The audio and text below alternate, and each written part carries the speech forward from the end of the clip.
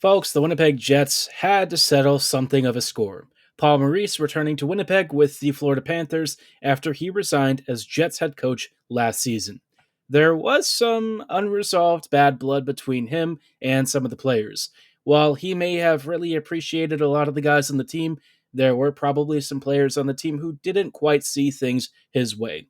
Well, the Jets got their way this evening and won 5-2 in a massive victory over the Florida Panthers. Stay tuned to hear more about how the Jets accomplished it and why this was a pretty fun victory all around.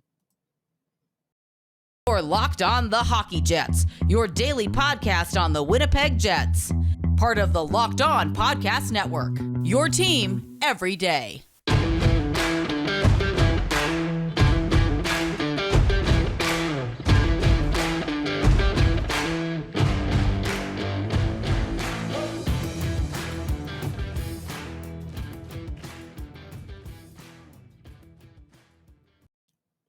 Hello, Winnipeg Jets fans, and welcome to this episode of Locked On Winnipeg Jets, part of the Locked On Podcast Network, your team every day.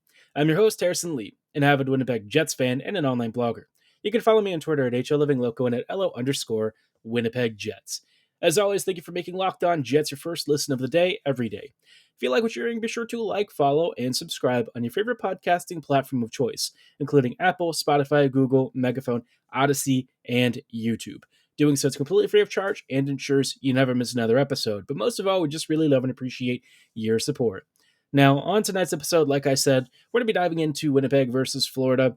The Jets, you've probably seen by now, have won 5-2 in a pretty decisive victory. Now, if you look at the expected goals charts and all that, the Jets obviously had some issues with the Panthers, especially as the game wore on. But I'm going to be honest, I think that overall, I was fairly pleased with this game. I think the Jets took care of business. They did a really good job against a fast and dynamic Florida team, and Hellebuyck covered over, just about every mistake the Jets made. And I think when you have somebody who is as good as Hellebuyck is, you can afford to take a few risks. I mean, Helly is kind of the glue that holds this team together, and when he's on his top form, the Jets are a little bit more carefree, sometimes a little too carefree, but at least, they're wanting to create offense and get aggressive. This game definitely kicked off pretty quickly, I would say. The Jets and Panthers were both moving back and forth pretty rapidly, looking for good odd man rushes, trying to generate off of counters. It was, a pretty, despite the speed of the game, a little bit of a cagey start at least. I think both teams were definitely skating a lot and trying to create space, but neither team wanted to be the first to make that mistake. Well, unfortunately for the Panthers and Paul Maurice, they actually were the ones to, struggle a little bit early. The Jets were creating a couple of good looks against, at first it was Spencer Knight, and eventually, of course, Bobrovsky came in later, but, for the first bit, we had Spencer, who's supposed to be the top goalie for this team, and, the Jets had a power play around the second half of the opening 20 minutes. And, he didn't really have much of a chance on this one, but Scheifele had a beautiful assist from Pierre-Luc Dubois and basically just sort of reached around Spencer's pads and scored. It's exactly the kind of thing that the power play is frankly needed. I think this first power play unit doesn't really have the kind of rapid puck movement that it really should. I think if the Jets sped things up a little bit, you'd probably see even more goals. The power play has been scoring a little bit more recently, but this is still a unit that has room to grow, which is crazy to say because this Jets power play used to be the most feared in the entire NHL. As it is right now, it's not great, I'll be honest, but they've found a way to make it work so far for the past couple of games, and it'd be nice if they can at least compensate for the lack of puck movement with maybe a few extra finishes. But after that, the Jets did kind of also give up a power play goal not even a minute afterwards, so not super ideal. But, I mean, this Panthers team, we all know this is not a squad that you can really afford to take penalties against. And, they have great puck movement, very rapid cycling, all the stuff that the Jets don't really defend all that well. And this PK didn't really take long for Carter Verhaeghe to make it 1-1. But, the Jets are not a team to really sit back and commiserate, and not long after that, Kyle Connor connected with Pierre-Luc Dubois for a really quick answer. Not even 30 seconds after that, the Jets are right back in the lead, and things are looking pretty good. And I mean, Winnipeg, this is a team that for a lot of folks, we're still trying to figure out what they are. Are they really good? Are they bad? Or are they somewhere in between? And I think, the truth of this team is it's kind of in the middle, right? You don't really know. It's not an average of consistently mediocre performances. It's more like the Jets kind of go from bound to bound, right? In this game, I thought they were pretty darn good, but in other games, they've been really bad, and it just kind of bounces back and forth. Thankfully, even in the games in which they're bad, they've often got wins out of it because Hellebuck is fantastic, and the Jets still have enough scoring punch to make the most of some dangerous opportunities. So this is a team that I don't know. I'm enjoying watching, and I think that's the biggest thing. When it was under Maurice for the past couple of years, guys just didn't really seem super connected to the team, and I certainly didn't feel like I was connected personally. As a fan, I feel like that sense of fan pride in the Jets is back. I think Winnipeg is playing really good hockey for the most part. Sure, the numbers might not be there yet in terms of a lot of underlying results, and Hellebuck still has to bail this team out on a pretty routine basis. But the first two periods of this game, the Jets outplayed the Panthers and did so with pretty impressive margins. It's not often that you can say this about the Jets, but this Winnipeg team, it seems like this year has been a bit of a corner turn for a number of players. I think once Maurice left, the room kind of relaxed a bit. Guys seem like they're in much better moods. Folks are happier, and we're seeing players kind of getting back to their best. The most important guys on this team, guys like Hellebuck, Scheifele, Morrissey, all of these players are rounding in form. Everyone seems like they're really pleased, and I mean, when the vibes are this good and you're winning this many games, it's really hard to find faults with the team. It's not like previous years where it was only Hellebuck, right? There are other pieces of this team who have really stepped up, and I think that's important to note. Now, look, Hellebuck is still a huge portion of this team's success. Don't get it twisted. But I feel like there's more variation and more support from the rest of the team than there was in previous seasons. And that, for me, that's great to hear. Now, I did get some interesting comments. We've seen some stuff from Scheifele from the press scrums, and I thought it would be worth talking about maybe some of the reactions from the Jets to Paul Maurice returning, and why Winnipeg seems very eager to kind of move on to the next phase of Jets hockey. We'll talk about that in just a minute, but before we go any further, I do want to shout out our friends and partners at BetOnline.net. BetOnline is your number one source for all of the sports betting info, stats, news, and analysis you need, whether you're looking for professional or amateur sports. They've got everything from football to basketball, soccer, esports, ice hockey, of course. They've got European sports, including handball and football, automotive racing, Triple Crown horse racing, for those of you who get excited about that. I don't personally love horse racing, but I'm sure one of you do, or even multiple ones of you who are listening do. So, you can always place a bet on that if you're interested, but maybe you want to take a break from sports in general and step over to some Vegas casino games, because BetOnline knows that you don't have to have your entire life revolve around sports. But if you are like me and you still have to get your sports fixed no matter what, they've also got great sports podcasts and news articles, because BetOnline wants to offer the ultimate sports fan the ultimate sports fan experience. So if you're ready to get started, it really couldn't be easier. Just register for a free account right now at betonline.net on your laptop or mobile device, because BetOnline is where the game starts.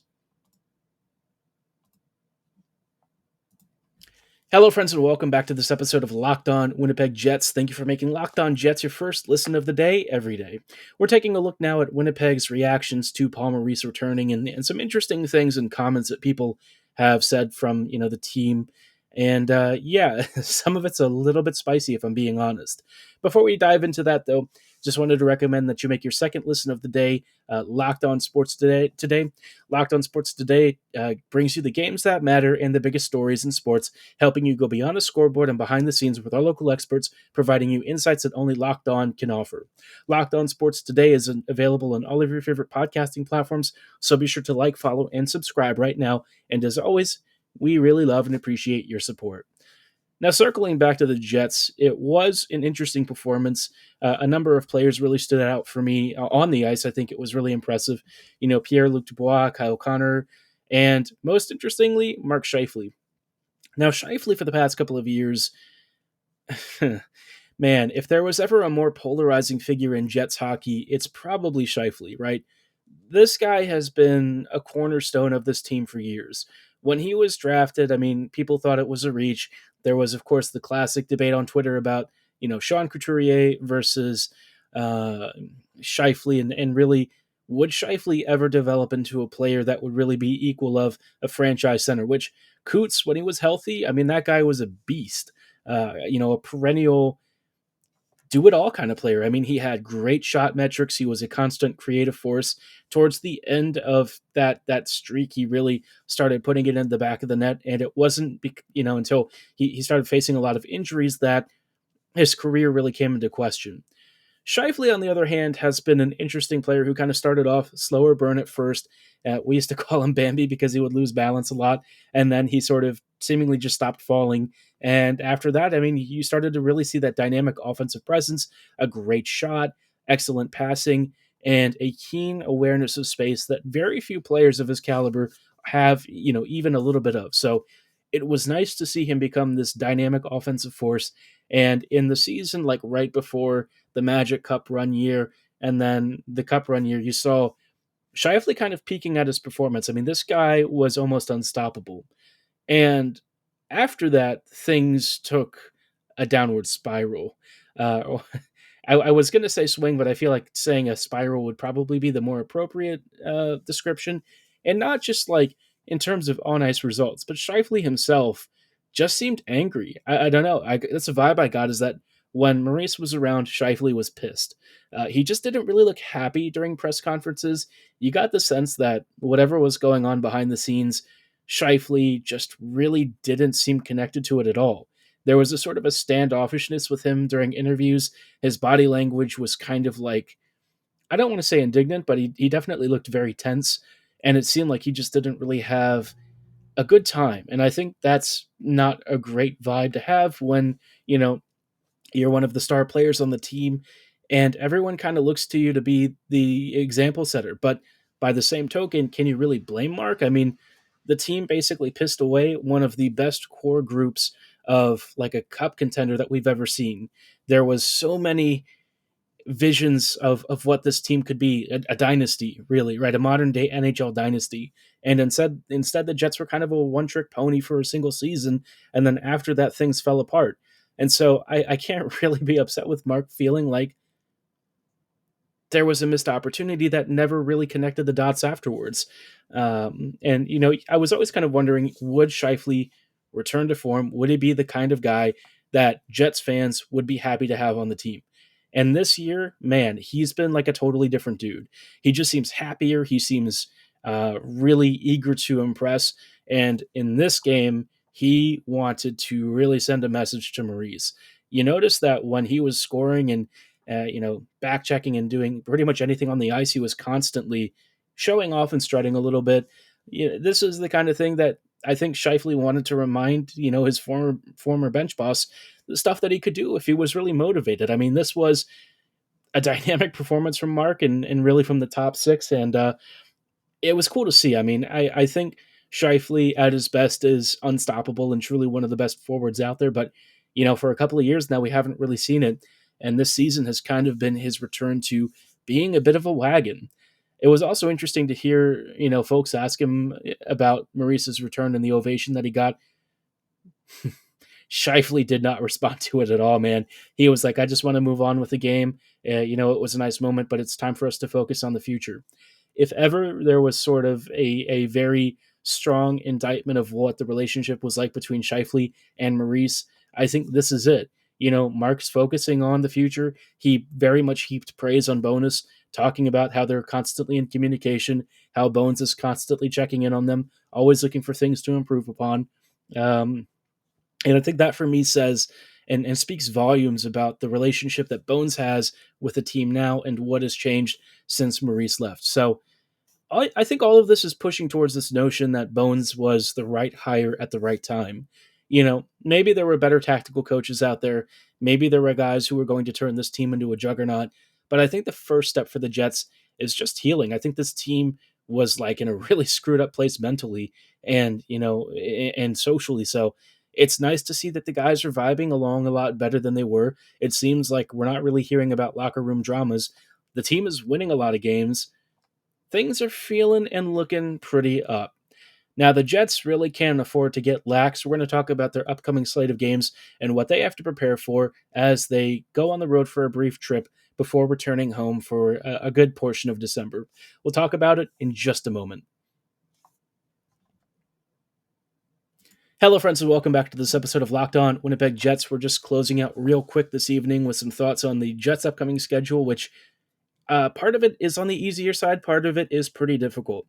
This week, they'll be heading out on the road to face the St. Louis Blues and the Chicago Blackhawks on Wednesday, or actually Thursday and Friday, which is, a fun set of back-to-backs. Now, the Blues and the Hawks are both pretty bad. Chicago, we already know. But the Blues, I think, caught people a little bit off guard this year. If you actually looked at their defense, though, and saw what had happened to it, and then also seen the goaltending that they've been getting from whoever is in net other than Binnington and Binnington himself, you kind of realize the Blues don't have a lot of back-end support. Injuries really devastated that defense, and the team really hasn't recovered. I think they just won against the Islanders yesterday to snap a 4-game losing skid, but they've had even longer losing streaks this season already. So St. Louis is pretty trash. The Hawks are having a rough year too. I don't know. Maybe the Hawks seem slightly more functional to me, but also no one expects them to win games. So even if they kind of suck and really struggle, not really that important. I mean, their main thing is pretty much tanking for the future and getting ready for maybe a dose of Bedard to the team. So we'll see how that goes. But it's the games after where the Jets are going to have to be really on their best behavior, I would say. This is kind of when the schedule definitely starts to tighten up a bit. They'll be coming back home, but they'll be facing the Capitals, the Knights, and the Kraken. The Preds. Now, these three teams, the Capitals are probably the weakest of the three. I think Washington is kind of a shell of itself in part because of injuries. The Knights, on the other hand, they are, of course, still just kind of kicking teams left and right. They've lost a couple of games here and there this season, but overall, this Golden Knights team is still among the league's best. And, we've seen how Vegas can really hurt the Jets. Winnipeg has managed to squeak out wins or, OT points out of them before, but I don't know if it's going to be something that they can do again. Hopefully the Jets get a big win at home. They're definitely riding a good vibe streak right now, and they're in first place in the Central. So things are feeling pretty up. I mean, this is a really good opportunity for the Jets to grab a couple of wins against even more Central Division opponents. The Preds are there for the taking. Nashville isn't that strong of a team, so I feel like the Jets certainly have an opportunity for at least a point or two more. And then, Winnipeg's going to be hitting the road for a couple of games against the Canucks and Kraken. The Kraken are going to be a tough one, let me tell you that. Seattle looks like it's in fine form. I believe a top 10 team in the NHL right now, if I'm not mistaken. So, yeah. The Jets, they definitely have some interesting games coming up. The schedule is not going to be easy. I think Winnipeg has a lot of work to do. And kind of hanging over all of this is whether or not the Jets are going to make a forward trade. Apparently, Betzer has had no real suitors other than one team seriously engaging with a conversation. So the forward market sounds like it might not be ideal, which is interesting. I hope that the Jets are at least investigating opportunities for potentially major transactions.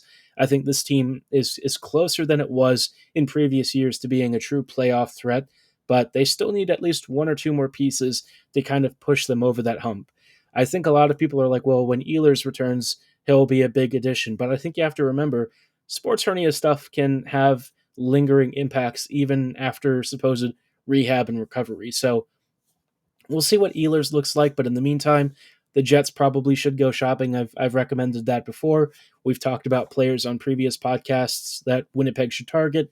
But until then, we're just going to have to sit on our hands and hope that the Jets have a good plan for getting themselves back into playoff readiness. They're already in a good spot to make the playoffs, pretty much a lock at this point. If they can just keep going on as they have so far, they might even win the division, which I don't think I really expected. I'm not sure anyone did, but they've really challenged Dallas and a number of these top teams. So we'll see how it goes. The Avs are certainly very injured. Dallas is, a squad that's probably going to have a really good second half of the year. But as long as the Jets keep on doing what they're doing and adds a little, add a bit more scoring depth, maybe a top 6 or a top 9 forward somewhere, I think that'll do wonders for this team and help increase the vibes even more. Be curious to know how you feel about this game, though. What did you think of Paul Maurice's return? What do you think about Winnipeg's upcoming schedule? Let me know in the comments below or on my social medias at HLivingLoco and at LO_Winnipeg Jets on Twitter. For tonight's episode, though, that is going to be all the time that we have. Thank you so much for making Locked On Jets your first listen of the day every day. Be sure to make your second listen Locked On Sports today. It brings you the biggest stories, plus instant reactions, big game recaps, and our famous take of the day. It's available on all of your favorite podcasting platforms and YouTube, so subscribe right now. And as always, thanks so much for listening. Have a great night, and go Jets go.